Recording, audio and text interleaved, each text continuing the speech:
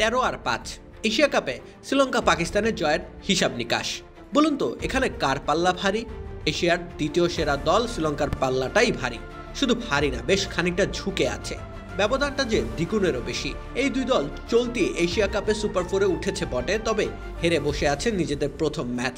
তাদের মুখোমুখি লড়াইটা তাই দুই দলের জন্যই ভীষণ গুরুত্বপূর্ণ। এখন পর্যন্ত ভিন্ন ভিন্ন ফরম্যাটের এশিয়া কাপে শ্রীলঙ্কা পাকিস্তান মুখোমুখি হয়েছে মোট 18 ম্যাচে, যার মধ্যে 13টি ম্যাচই জয়লাভ করেছে শ্রীলঙ্কা। এমনকি এই দুই দল এশিয়া কাপের ফাইনালেও লড়েছে একে অপরের বিপক্ষে। সেই 4 ফাইনালের মধ্যে 3টি জিতেছে লঙ্কানরা, আর একটি ম্যাচকে নিজেদের পক্ষে নিয়ে আসতে পেরেছিল পাকিস্তান। অতএব এশিয়া কাপের মঞ্চে পাকিস্তানের বিপক্ষে শ্রীলঙ্কার দাপটটা স্পষ্ট। সুতরাং এবারের আসরেও এগিয়েই থাকছে শ্রীলঙ্কা। এমনকি সাম্প্রতিক পারফরমেন্স ও দলের ভারসাম্য শ্রীলঙ্কার পক্ষেই কথা বলছে। এবারের এশিয়া কাপে গ্রুপ বি চ্যাম্পিয়ন হয়ে সুপার 4 নিশ্চিত করেছিল শ্রীলঙ্কা। বুকের ভেতর তোলপাড়, কাঁপছে মহাদেশ। ট্রফিতেই এশিয়া কাপ দেখবে বাংলাদেশ।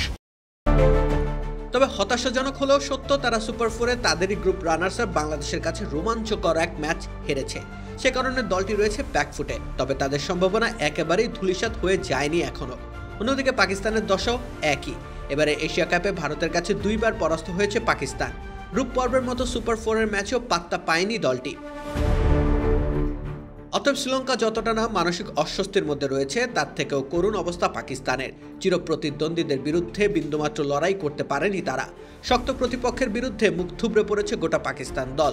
তাদের বাউন্স ব্যাক করা প্রয়োজন। তাছাড়া টুর্নামেন্টে টিকে থাকতে হলে শ্রীলঙ্কাকে হারাতেই হবে।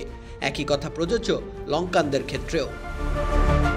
তবে অতীত ইতিহাস মোটেও পাকিস্তানের পক্ষে কথা বলছে না। এমনকি এশিয়া কাপে টি20 ফরম্যাটে এই দুই দলে দেখা হয়েছে 3 বার, যার মধ্যে 2টো ম্যাচই গিয়েছে শ্রীলঙ্কার দখলে। পাকিস্তান কি পারবে সমতায় ফিরতে, নাকি শ্রীলঙ্কার ভারী পাল্লা ছুঁয়ে ফেলবে মাটি? রাকিব হোসেন রুম্মান, খেলা 71।